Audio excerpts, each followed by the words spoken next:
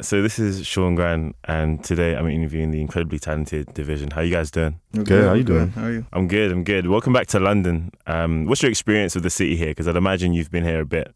Yeah, we've been here a few times. We love it here. You know, it reminds us a little bit of home. It's a little more gray, but Yeah. you know, the vibe, the culture, you know, the nightlife, all that stuff. It's Can find a lot of inspiration here. yes, I agree with that. Yeah, especially because we have the same Caribbean roots, right? So there's a lot of like shared Yeah. words, and you two yourselves individually also have Caribbean heritage, no? Or- Yeah, Yeah. yeah, Jamaican. Dope.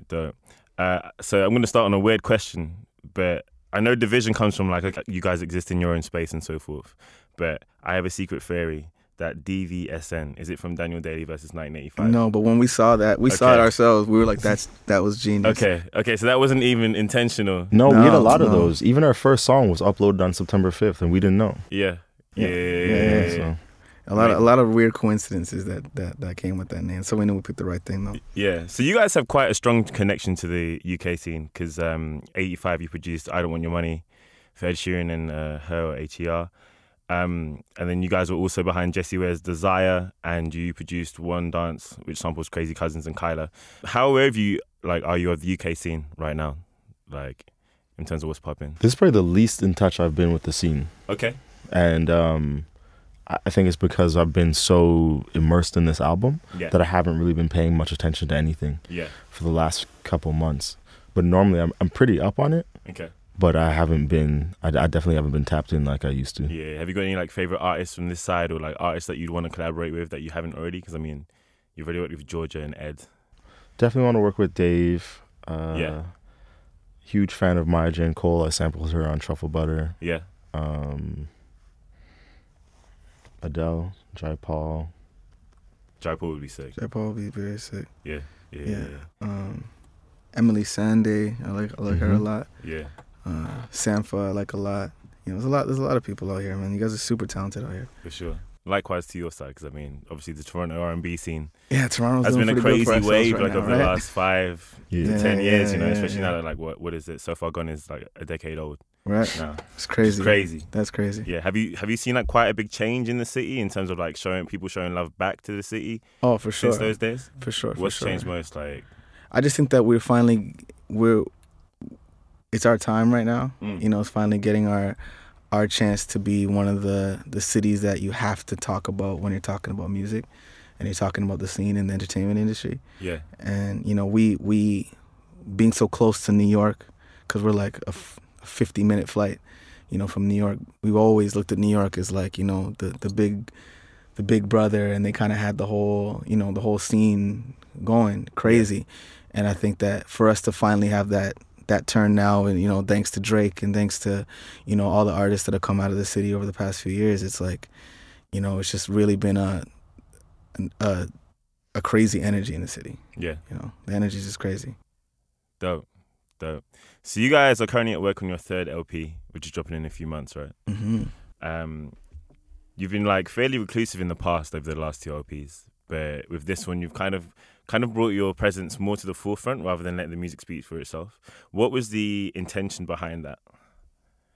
Just growth. We're just letting people in another step in to this room that you're soon to realize is a house, you know? Like, Yeah. I think people thought, you know, Division is this and they make this kind of music and this is what I wanted, this is all I know them for. And we've been sitting here like giggling and laughing to ourselves because we're like, you guys have no idea. Like, Yeah, what's this, in the yeah, satchel? we have so many things to show you, and we want to keep up with, you know, what we started, which is like being unpredictable, going against the grain, being separate from the pack, you know, shocking people. That's kind of been our thing. We don't like rules, so we don't have rules. Yeah. You know? With the music on this album, we also made a point for it to be more lifestyle driven. Yeah. And because of that, I think we naturally felt more comfortable showing more of our life and our style this time around. Yeah. Because am I right in saying that Morning After was inspired by like movie soundtracks, right? And it was kind of like a theme, or Yeah, in some ways, yeah, definitely. Yeah. Cool. You mentioned that this one's quite a departure, and as you're saying that, like, you always want to keep it unpredictable because your sound is a lot bigger than maybe what fans perceive it to be. Has there been like I wouldn't say like a worriness, but like a caution, because you know that like a lot of fans are going to hold on to your old sound. So when you're releasing new music, we're always gonna have that. Yeah. Nobody has to worry about, is Division gonna give us a slow jam? Is Division gonna have that bedroom banger? Is Division gonna get me my feelings? We're always gonna have that. We're just gonna add on to other things that you can take and you can like and you can love and you can play at different times of the day, different moods, different scenarios. You know, that's all it is. Yeah. So is Miss Me on this album, or is that like a separate? No, Miss Me's probably Miss Me's on the album. most likely gonna be on this album. Cool. Yeah. So in that case, the No Cryin is the second single, and that's the most recent one with Future. How did that song come together? Well, we went on the Summer 16 tour, which is Drake's Summer 16 tour, and that was Future, Drake, us, and Roy Woods, and you know, that's where we met him. That's where we first connected, and we originally were thinking about having him on the actual second project, on a song of ours called "Think About Me," and you know, just. We didn't end up going through with it, timing, schedules, and getting that all stuff done. We just went ahead and decided to, you know, we'll have another album that's just us. Yeah. But now, this time around, where we were like exploring and creating, we're like, yo, I think this is the one we actually go back and get Future for. And luckily for us, when he heard it, he just, you know, he fell in love with it immediately, and he was just like, yo, I got this. Like, don't worry, trust me, I'm doing this. Yeah. Just hold on. And when he sent us back, he snapped. He went off on it. So, yeah, shout out to Future. Dope. Have you guys worked together before? Because you guys flow and interplay so well on the track. Like, it just seems so natural. No, that's probably just because we're fans, man. Yeah. we're fans. Yeah. We're fans. We knew when we laid certain things, we had an idea of the kind of Future that we were hoping to get. Yeah. And then he just kind of like leveled up and gave us that. You know, he did what he did. It was just a natural fit. Yeah. Dope. So would you say that this album's got like more features than that? Can we expect like? I would say that. Anything? Yeah. Okay. So that is something that I could agree with. You could. I could in this room. I do concur. Cool. So moving back to 2019, you guys did Coachella for the first time, right? Mm-hmm. Yeah. Yeah. How was that experience? Crazy. That was my first time even going. He's been before. Okay. But that was my first time even seeing Coachella. Have you played before or? No, I went before when Drake was there in 2015, I think it was. Okay. So I think so. But that was my first time seeing that. Yeah. So I've never seen anything like that, like of that. That's just like so many people, so many stages, so many things going on. It was just like, it was nuts. But yeah, it was a great experience. Yeah. How did it feel to see it not just from the crowd, but also from the stage yourself, because you're doing your thing up there? It's surreal sometimes, you know? And sometimes when you looking out, especially at festivals, you don't know who's there for you versus who just happened to stop at that stage. Yeah.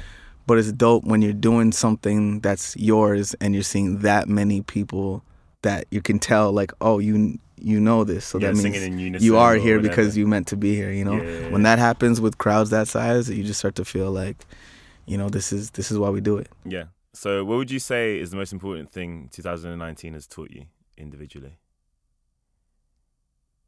It's taught me to find peace, you know, find a peaceful place to just, you know, put my head, put my thoughts, put my creativity, you know, protect my energy, you know, protect the energies around me, my space, my spirituality, my mentality. It's kind of definitely put me in a space where I'm like, all right, if you're gonna be here, you're here for a reason. If not, then like, I just don't need it, and that's okay. And that's okay, you know. And it's okay to be that. It's okay 100%. To not be needed. So yeah. I think it's taught me to slow down, to be in the moment more, you know, and not think of the past or the future, just what is. Mindfulness for the present. That's dope. So if you had to each choose a song that defines you, whether it's inside or outside of your discography, one song that what? That defines you. Oof. So it could be as Division, it could be as Daniel Daley and 1985. You could take your time. I know it's a tough question. Oh, a song from us? Inside or outside? So any song, period, that defines us. Period. That Come on, bro. Like any song in the history of songs? We didn't get a prep on this Like any question? song in the history of songs? That's what it means. I mean, well, or you could give it a division song or a solo song. I mean, I'll go with Nina Simone. Please don't let me be misunderstood. Oh, do you want to give it any reason, or should we just take it as that? I feel like because I don't say much and I am soft-spoken or reserved, people never really know what to take from me. So I feel like that song kind of just says it all. Yeah, that's a good choice. No pressure. Oh my God. I'm playing. Like, honestly, if you can't, it's all good. Going back to that though, while you're thinking, or if we can skip it, but going back to that, has it been a challenge to be in front of the camera more and give more interviews and be more personable in that visual way, or has it come quite naturally? The only challenge is waking up early and to make these to be at places on time. You know, besides that, it's like, you know, we've lived in our own skin our whole lives. You know, if you want to put a camera there, that's cool. Yeah. You know, the funny thing is, I'm the least talkative one, the one that shies away from cameras and stuff. But I used to do a lot of background and film work when I was growing up. Oh yeah. So this is kind of regular for me. Yeah, and you guys, was it Scarborough? You grew up? Yeah. Okay. That's where I grew up just east of Scarborough. Oh, okay, cool. So where did you guys meet? What's the history there? We met just east of Scarborough because I eventually moved out. My family, or my mom, me and my mom, I eventually moved out, and we ended up crossing paths through like people that we knew that were you know, friends of ours, I guess.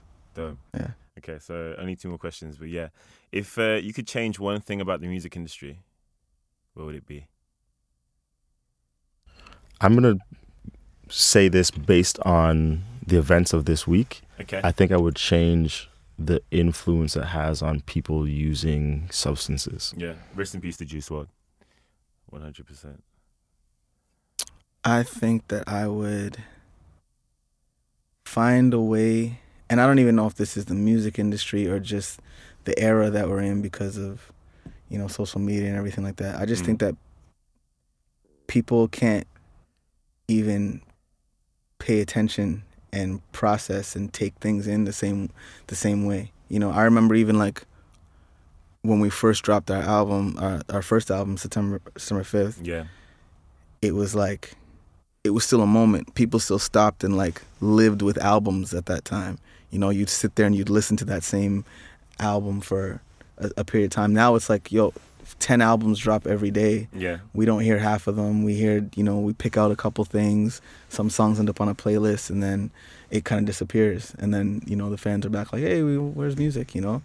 But I think it's just where we are right now. I just wish that we could get to a place where people would find a way of maybe just slowing it down a little bit. Yeah.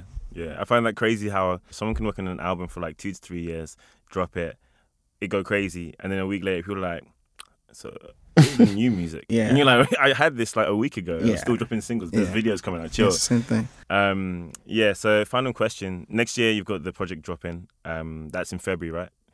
Cool. Is there anything else that you're looking forward to in 2020? Besides that album dropping? Yeah. Touring. Yeah.